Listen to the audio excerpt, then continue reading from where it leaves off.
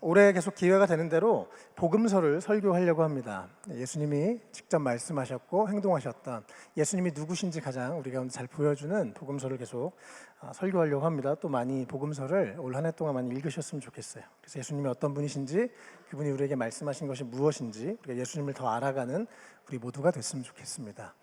오늘은 기적을 경험하는 기도라는 제목으로 함께 말씀을 나누도록 하겠습니다. 기적이란 그 단어를 사전을 찾아보니까 어떤 일이 상식적으로는 납득이 가지 않는 결과를 빚었을 때 그것을 두고 기적이라고 합니다. 상식적이지 않은 일, 그것을 기적이라고 합니다. 상식이라는 건 참 중요하죠. 모두가 알고 있어야 되는 지식입니다. 그런 사실입니다. 또 이 상식과 자연 법칙을 만드신 분도 하나님이시죠. 우리 하나님께서, 예수님께서 언제나 이 상식을 깨시고 언제나 기적을 베푸시지는 않습니다. 우리가 상식에 맞게 법에 따라서 행동하고 또 양심에 따라 행동하고 또 이 세상을 살면서 우리가 심은 대로 거둔다는 이런 진리들은 변하지 않는 것이죠. 우리가 이런 것에 대해서 잘 받아들이고 또 최선을 다하는 노력이 우리 가운데 있으면 좋겠습니다. 특별히 청년들이 이곳에 많이 있는데요, 꿈과 비전에 대해서 고민하는 분들도 참 많이 있죠. 가끔 이렇게 청년들과 대화할 때 그런 것들을 제가 또 느낄 때가 있습니다. 열심히 기도하고 꿈을 꾸는데 동시에 최선을 안 하는 경우도 있습니다. 우리가 최선을 다해서 노력해야 되고 또 노력하지 않은 것에 대해서는 하나님 탓을 할 게 아니고 우리가 철저하게 반성을 해야 됩니다. 우리가 하나님이 허락하신 시간 안에서 우리가 최선을 다하고 또 우리가 대가를 지불하고 심을 때 또 시간이 지나서 귀한 거두는 은혜가 있게 될 줄로 믿습니다. 그래서 상식과 또 이 자연 법칙도 참 중요합니다. 그러나 우리는 하나님을, 전능하신 하나님을 믿기 때문에, 상식과 자연 법칙 위에 계신 하나님을 믿기 때문에 우리에게는 상식만 우리 삶에서 경험되는 것은 아닙니다. 상식적으로 죄인인 우리가 어떻게 하나님 앞에 서겠습니까? 그렇죠? 이것은 설 수가 없는 일이죠. 상식적으로 우리가 어떻게 이 자리에 함께 모여서 예배할 수가 있겠습니까? 이것은 정말 하나님의 특별한 은혜인 것입니다. 우리의 상식을 초월하는 초자연적인 하나님의 은혜와 사랑 때문에 우리가 이 자리에 있는 것을 꼭 기억하셨으면 좋겠습니다. 그래서 우리가 믿음을 가진 우리로는 이 영원하고 아름답고 놀라운 하나님 나라의 백성으로 살게 됩니다. 또 동시에 상식이 통하는 이 세상과 이렇게 이중국적자로 우리가 살게 되는 것을 여러분 혼동하지 않으셨으면 좋겠습니다. 그래서 이 세상에서 우리가 최선을 다하고 또 상식과 자연 법칙의 기반 위에, 그러나 또 하나님의 놀라우신 은혜와 능력 가운데 사는 우리 모든 성도님들이 되셨으면 좋겠습니다. 우리 옆에 있는 분들과 한 번 더 인사할까요? 당신과 함께하는 것이 기적입니다. 그렇죠. 감사해요. 한 번 더 기적의 주인공이 되시기를 축복합니다. 아멘. 정말 하나님께서 우리 모두에게 하나님의 놀라운 기적을 경험하게 하시기를 축복합니다. 오늘 말씀은요, 2주 전에 나눴던 이 거라사 광인의 그 변화에 대해서 바로 이어지는 내용의 말씀입니다. 예수님께서 그 거라사 지역을 이제 떠나서 갈릴리 반대편에 배를 타고 가셨습니다. 거기서 사람들이 많이 모였어요. 이제 예수님이 좀 유명해지고 알려져서 많은 사람들이 예수님이 떴다 그러면 막 사람들이 우르르 모이고 막 이렇게 미어 터지는 그런 상황들이 계속 되었습니다. 오늘 이 예수님께서 갈릴리 바다 건너편에 바닷가에 가셨는데 야이로라는 사람이 등장을 하고 있습니다. 22절에 야이로라는 사람이 예수님께 나왔어요. 이 사람의 이 야이로라는 뜻은 그는 빛난다 혹은 그는 깨달았다 이런 뜻을 가지고 있는 사람입니다. 이 사람은 예수님만이 유일한 소망이신 것을 이미 깨달은 사람인 것 같습니다. 그래서 오늘 이 야이로가 자신의 문제를 가지고 예수님께 나오게 됩니다. 많은 사람들을 다 뚫고 자신의 문제를 가지고 예수님께 나아가면 고침받을 수 있고 기적을 경험할 수 있을 거야 라는 마음으로 예수님께 나오게 됩니다. 여기 계신 분들도 이미 이것을 깨달으신 줄로 믿습니다. 예수님만이 소망이십니다. 이 세상의 것들은 정말 공허하고 이 세상에 있는 것들은 참 일시적이지만 하나님이 주시는, 예수님이 주시는 평안과 기쁨만이 영원한 것이죠. 이번 주에 그 쪽방촌에 우리 청년들 몇 분과 또 어른 성도님들 몇 분과 같이 다녀왔습니다. 정말 가난하고 지저분한 곳, 청년들도 다 처음 가서 내가 당황했었는데요. 냄새도 많이 나고 서울에 저 빌딩 숲에 이런 데가 있어? 이런 곳에 저희가 다녀왔었습니다. 근데 다녀온 청년 중에 한 명이 그런 얘기를 저한테 이렇게 해줬습니다. 주님이 함께 하시는 이 교회라는 공동체가 참 신기해요. 세상 사람들은 저런 데 누가 사는지도 궁금해하지 않고 저런 뭐 어려운 데서 살던지 말던지 하는데 세상이 외면하는 공간까지 사랑하고 그들을 남들과 다르게 생각하지 않는다는 것을 느끼면서 교회가 이렇게 세상과 다르구나, 하나님 나라가 이렇게 이 세상의 이 가치와 논리와 다르구나라는 것을 깨달아서 참 좋았다는 이야기를 해주었는데 저한테 참 은혜가 됐습니다. 뭔가를 깨달은 거죠. 예수님만이 소망이고 예수님의 사고방식이 세상과 다르고 우리는 예수님을 따르는 사람들이기 때문에 그렇게 어려운 사람들, 소외된 사람들한테 찾아가고 친구가 돼주는 게 우리 그리스도인들입니다. 어쨌든 오늘 이 야이로라는 사람은 예수님만이 소망이라는 것을 분명히 이미 깨달은 사람으로 보입니다. 그래서 예수님께 나왔어요. 또 22절에 보면 이 사람은 회당장이라는 그런 직책을 가지고 있었습니다. 회당장이라는 건 그 당시에 유대인들이 모이는 이 회당이라는 모임의 이제 리더였습니다. 지금으로 얘기하면 교회의 장로님 혹은 권사님 같은, 그래서 당시에 덕망이 높고 또 사람들에게 존경의 대상이 되는 그런 사람이었습니다.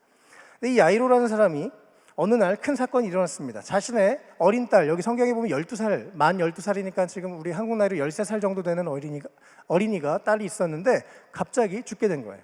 그래서 죽기 직전에 아이가 막 급속하게 아파오니까 이 야이로가 예수님의 능력을 믿기 때문에 예수님께 달려왔습니다.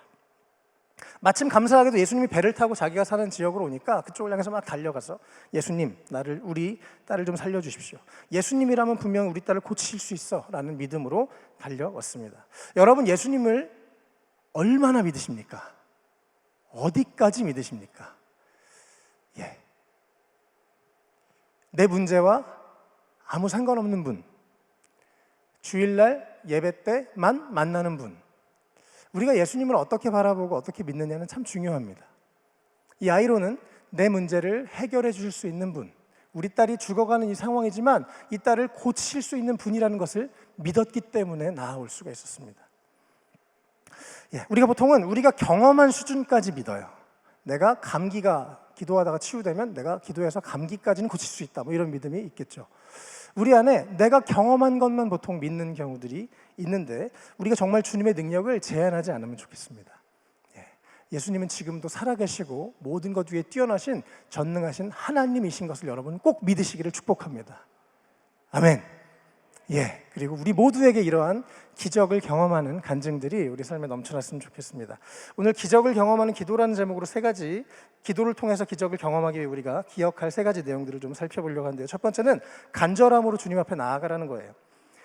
이 회당장 야이로, 나름 그 지역에서 좀 잘 사람들에게 알려진 그런 사람이었는데요. 예수님 앞에 보면 22절에 보니까 이가 예수를 보고 발 아래 엎드렸다고 합니다. 체면이 중요하지 않았어요. 이 사람에게는 내 딸을 고치고야 말겠다는 간절함이 있었습니다. 또 예수님이면 고치실 수 있다는 분명한 믿음이 있었기 때문에 체면 따지지 않고 달려나갔습니다. 이 간절함은 열정과 겸손이 함께 겸비될 때 간절함이 나옵니다. 주님 앞에 이런 간절함이 있으시기를 축복합니다.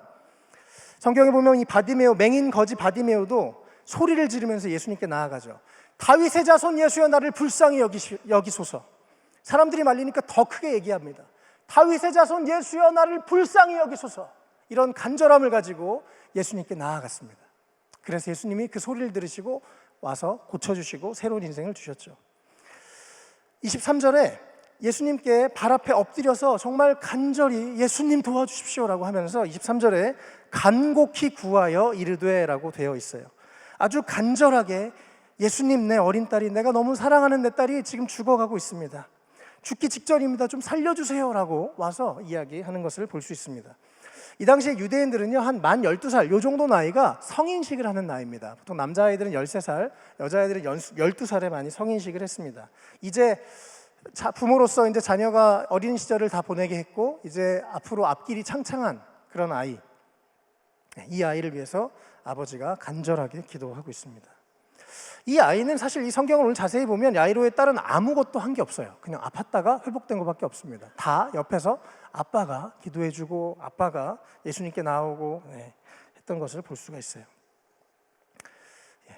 어쨌든 이 야이로는 자신의 딸을 위해서 예수님께 간절히 기도하면서 도움을 요청하는 것을 볼 수가 있습니다. 여러분 혹시 어떤 문제가 있으십니까? 오늘 주님께 요청하시기 바랍니다. 23절에 예수님께 이런 얘기를 합니다. 내 어린 딸이 죽게 되었사니 오셔서 그 위에 손을 얹으사 그로 구원을 받아 살아나게 해주십시오. 예수님 한 번만 오셔서 우리 딸을 터치해 주시면 살아날 것입니다. 제가 참 좋아하는 노래 중에 영어 찬양이 이런 찬양이 있습니다. Just one touch from the King changes everything.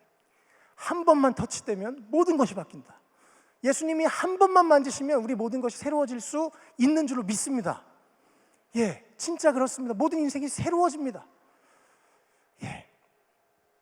오셔서 한 번만 터치해 주세요. 우리 딸에게 오셔서 한 번만 터치해 주면 나을 것을 내가 확신합니다, 예수님이라고 이렇게 담대하게 이야기합니다.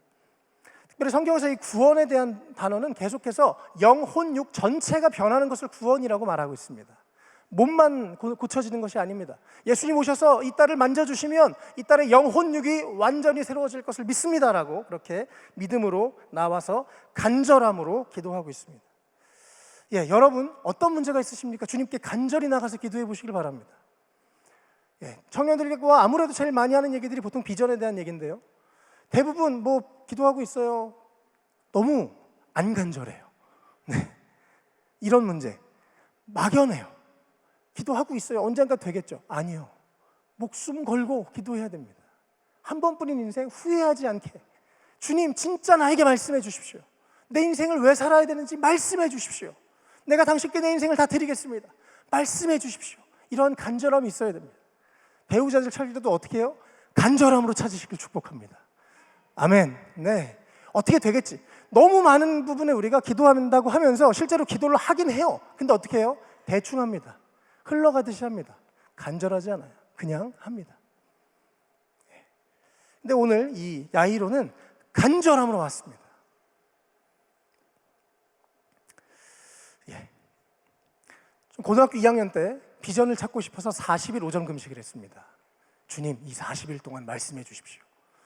고등학생이 한참 막 밥 많이 먹을 그때 아침을 굶으면서 주님 아시죠?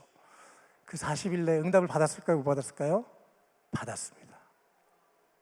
예, 한 30 며칠째 받았어요. 수련회 첫째 날 저녁에 받았습니다. 그래서 목회자가 됐어요. 여러분, 주님은 우리 가운데 말씀하고 싶어 하십니다. 우리가 너무 간절하지 않고 우리가 너무 집중하지 않는 경우도 참 많이 있습니다.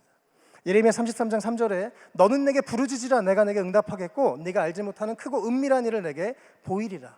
여러분의 간절함을 주님께 보여주시길 바랍니다. 주님도 여러분에게 뭔가를 보여주실 것입니다. 아멘. 예, 그냥 형식적으로 그냥 주일날 시간 됐으니까 와서 예배 드리는 거 말고요. 주님 앞에 진실한 마음으로 간절함으로 나아가시길 바랍니다. 예, 그리고 여러분도 기적의 주인공이 되시기를 주님의 이름으로 축원합니다. 아멘. 예, 두 번째요. 두려워하지 말고 주님의 능력을 믿으라는 것입니다. 이 왜 그런 거 있죠? 막 급한데 막 차 신호 걸리고 막 이러면 답답해. 막 빨리 가야 되는데 막 그날따라 신호가 걸리는 것처럼 이제 야이로가 예수님 도와주세요. 당신이 우리 집에 오셔서 우리 딸 한 번만 터치하시면 낫겠습니다. 이래가지고 예수님이 시동을 거시고 출발했어요. 가는데 갑자기 어떤 여인이 예수님을 딱 붙잡아요. 25절부터 34절까지 내용인데요. 그래서 이 혈루병 앓던 여인이 갑자기 예수님을 딱 붙잡아가지고 예수님으로부터 능력이 나가고 예수님이 막 지금 야이론 옆에서 급해 죽겠는데 빨리 좀 가시지 막 이러고 있는데 예수님이 멈춰 서셔가지고 무슨 일이냐 막 이러면서 이 여인과 한참 얘기를 하시는 겁니다. 야이로 입장에서 상당히 속 타고 이런 상황인 것이죠. 어쨌든 예수님이 막 걸어가다가 막 밀치고 사람 많은데 막 안 그래도 막 급한데 멈춰 서시면서 이 여인이 막 또 막 주구장창 자기 삶의 스토리를 얘기하고 막 이래가지고 옆에서 야이로는 막 진짜 저 참 하여튼 그런 상황이었습니다. 34절에 예수님이 이 여인과 대화를 하는 마지막에 딸아 내 믿음이 너를 구원하였으니 평안히 가라 내 병에서 놓여 건강할지어다 라고 하시면서 예수님이 혈루병 앓던 여인을 고쳐주셨고 너의 믿음이 너를 구원했다라고 그렇게 말씀하시는 것을 옆에서 야이로가 다 들었어요. 성경에 수많은 사람들이 고침을 받고 변화를 경험하는 일들이 성경에 참 많이 나오는데요. 그 때문에 예수님은 너에게 믿음이 있느냐라고 물어보십니다. 예수님이 일방적으로 잘 고쳐주시지 않아요. 우리 안에 믿음을 가지고 믿음을 보시고 역사하십니다. 주님, 당신이 고칠 수 있으시면 당신이 하시면 고칠 수 있습니다라는 믿음이 우리 가운데 있을 때 주님이 고치는 경우가 참 많이 있습니다. 그래서 믿음이 없는 분들은 어떤 문제에 대해서 믿음이 없는 분들은 주님 먼저 나에게 믿음을 주십시오. 우리 부모님이 예수님 믿을 것이라는 믿음을 주십시오 라고 믿음을 구하고 그 믿음으로 주님 우리 부모님이 구원받을 것입니다. 라고 그렇게 기도하시면 좋겠습니다. 어쨌든 이 사람은 막 지금 야이로는 마음이 답답한데 옆에서 이제 이 여인이 한바탕 이렇게 또 이야기를 하고 그런 상황이 됐어요. 야이로 입장에서는 되게 부러웠겠죠. 이 여인이 지금 막 낫고 자기가 나왔다고 갑자기 없어 눈물 흘리고 막 감사하다고 이런 얘기를 들으면서 부러웠을 것입니다. 여러분 혹시 옆에 있는 분들, 주변의 분들이 어떤 치유와 변화와 응답을 볼 때 여러분 어떠세요? 네, 비교하지 마시고 아멘, 나도 주님이 내 삶에 놀라운 일을 행하실 것이다 라고 이렇게 믿음으로 더 오히려 믿음으로 도전을 우리가 받았으면 좋겠습니다. 부러워하고 왜 저 사람은 사랑하시고 나 안 사랑하시나? 이렇게 생각하지 않으셨으면 좋겠어요. 어쨌든 이러한 상황이었어요. 이제 야이로와 예수님이 출발했고 가다가 여인을 만나서 잠깐 지체되고 있을 그때에 35절에 오늘 이제 본문부터 보면요, 예수님께서 아직 말씀하고 계신데 이 여인에게 이제 마지막 말씀을 하고 계신데 회당장의 집에서 사람들이 한 번 더 왔습니다. 그리고 말을 했어요. 당신의 딸이 죽었습니다. 더 이상 예수 선생님을 괴롭게 하지 마십시오. 당신의 딸은 이제 완벽히 죽었어요. 생물학적으로 숨을 거두었습니다. 더 이상 이 문제는 끝났습니다 라고 아주 절망적인 내용을 야이로가 듣게 됩니다. 36절에 예수님께서 그 하는 말을 곁에서 들으시고 이 회당장에게 말씀하십니다. 두려워하지 말고 믿기만 하라. 두려워하지 말고 믿기만 하라. 다 같이 따라해 볼까요? 두려워하지 말고 믿기만 하라. 아멘. 예수님께서 이 야이로에게 말씀하세요. 분명히 딸은 죽었다고 했는데 예수님은 두려워하지 말고 믿기만 해라. 여기서 이 믿기만 하라는 말은 헬라어로 현재형입니다. 계속 믿으라는 거예요. 계속 믿음을 흔들리지 말고 유지하라는 겁니다. 상황을 보지 말고 주님이 나에게 지금 뭐라고 말씀하신지를 보라는 거예요. 여러분 되게 중요한 영적 원리가 여기에 숨어 있습니다. 우리는 우리가 둘 중에 하나를 결정하는 것인데요, 두려움 편에 서든지 믿음 편에 서든지. 혹시 두려움과 믿음이 같이 공존하는 거 경험해 본 적 있으세요? 없어요. 여기에 서 있든지 여기에 서 있습니다. 많은 분들이 요즘에 특별히 청년들이 막 진로에 대해서, 미래에 대해서 고민하는 친구들이 많은 것 같아요. 두려움 안에 있으면 보여요? 아니요. 내 인생 안 되겠고 막 죽을 것 같고 막 죽을 지경이고, 그렇죠. 깜깜해 보이고. 믿음을 가지면 보통 교회 와서 잠깐 그러죠. 잠깐 살아났다가 다시 세상을 돌아가고 누군가 말을 하면 또 이 두려움 가운데 빠져 있고. 우리가 두려움의 자리에 있는가 믿음의 자리에 있는가 내가 선택하는 것입니다. 네, 주님이 내 삶을 인도하고 계시지, 나를 보고 계시지, 나를 붙들고 계시지, 네, 이러한 믿음 안에 여러분 서 있을 때 주님이 나를 인도하실 거야, 그런 마음이 생기다가도 이쪽으로 넘어가면 갑자기 그렇죠. 그래요. 그래서 여러분 막막한 현실을 볼 것인가 믿음으로 하나님의 신실하심을 바라볼 것인가, 이것은 우리가 선택하는 것입니다. 하나님으로부터 오는 믿음을 가질 것인가, 사단으로부터 오는 두려움을 취할 것인가, 내가 선택하는 것입니다. 그래서 여러분 오늘 담임 목사님 아침에 1부 때 그런 말씀을 해주셨는데요, 흰 도화지에 검은 점이 한 개가 있어요. 아무것도 없으면 상관없는데 큰 도화지에 점이 하나 있어요. 그럼 우리가 보통 뭘 집중하죠? 그 점을 집중합니다. 왜 점이 저 가운데 있는 거야? 저것 때문에 막 다른 게 되지가 않네. 그런데 우리는 그 점에 시선을 빼앗겨서 큰 도화지, 하나님이 그동안 내 삶을 인도하셨고 나에게 베푸신 많은 기적들은 다 까먹는 경우들이 참 많이 있습니다. 여러분, 점 하나에 너무 집중하지 마시기를 바랍니다. 흰 도화지, 주님이 우리를 붙들고 계신 그 손을 여러분 잘 기억하시고 헷갈리지 마시면 좋겠어요. 요한일서 4장 18절에요. 사랑 안에 두려움이 없고 온전한 사랑이 두려움을 내쫓나니 라고 말씀하고 있습니다. 하나님의 사랑과 두려움은 그래서 함께 갈 수가 없습니다. 하나님의 사랑 안에 거하시고 믿음 안에 거하시고 두려움을 내쫓으시길 축복합니다. 예수님이 말씀하셨어요. 두려워하지 말고 믿기만 해. 비록 딸은 죽었어요. 이것은 팩트예요. 사실이에요. 그러나 예수님이 말씀하시는 건 두려워하지 마. 그냥 날 믿어봐 라고 말씀하시는 거죠. 그리고 37절에 예수님이 이제 상태가 저쪽 상황이 심각하신 걸 아시고 베드로와 야고보와 야고보의 형제 요한 외에 아무도 데려가지 않으십니다. 가보니까 막 저기가 상갓집 분위기 막 난리가 났어요. 아이고 이렇게 어린애가 죽었네, 어떻게 하냐, 막 이런 분위기였습니다.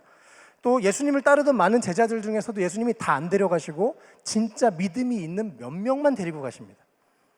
네. 그래서 여러분 때로는 어떤 중요한 일이 있을 때, 특별히 믿음을 가지고 여러분 기도하며 할 때 너무 많이 떠벌리지 마세요. 진짜 믿음이 있고 함께 믿음으로 기도해 줄 수 있는 분들에게만 나누시는 게 지혜로운 일입니다. 네. 아마 예수님께서는 이 야이로의 마음과 믿음이 흔들리지 않도록 그렇게 하신 것 같아요. 그래서 베드로, 야고보, 요한 이렇게 몇 명만 데리고 그 야이로가의 집에 가셨습니다.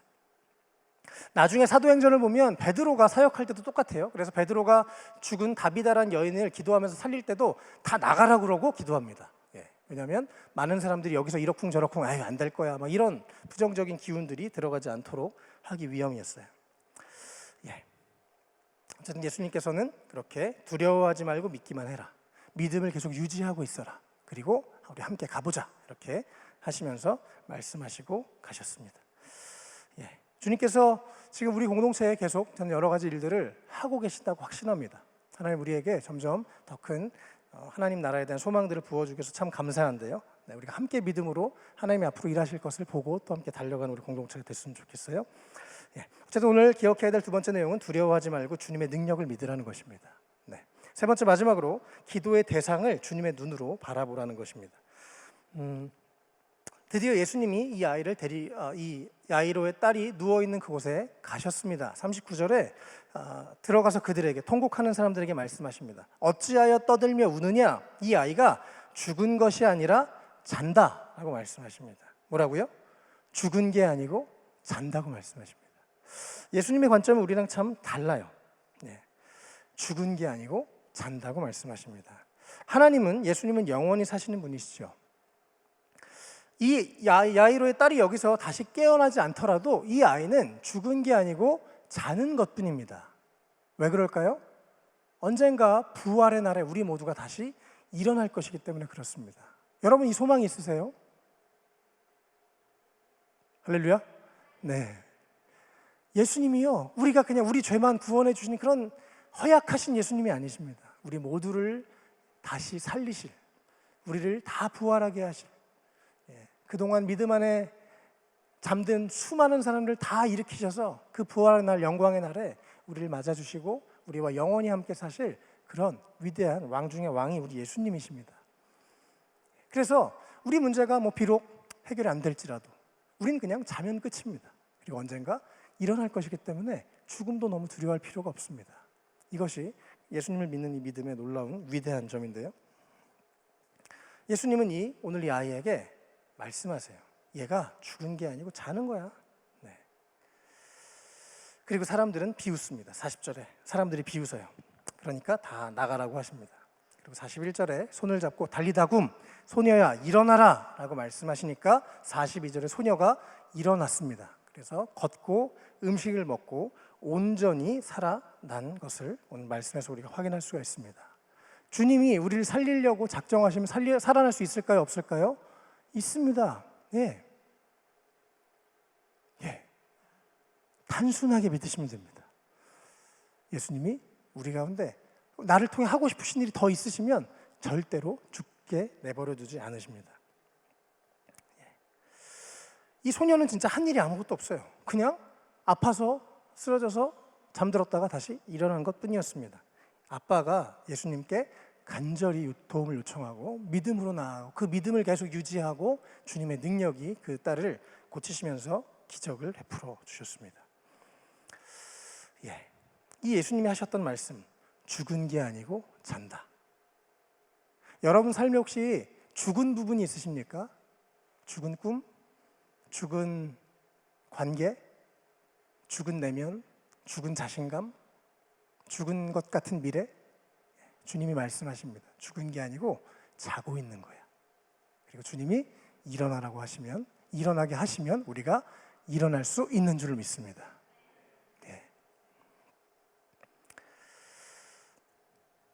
작년 하반기에 하나님, 이 땅의 청년들이 이렇게 다들 아파하고 힘들어하고 소망이 없다고 하는데 어떻게 해요? 라고 간절히 몇 달 동안 기도하는 시간이 있었습니다. 주님께서 이 말씀이 생각나게 하셨어요.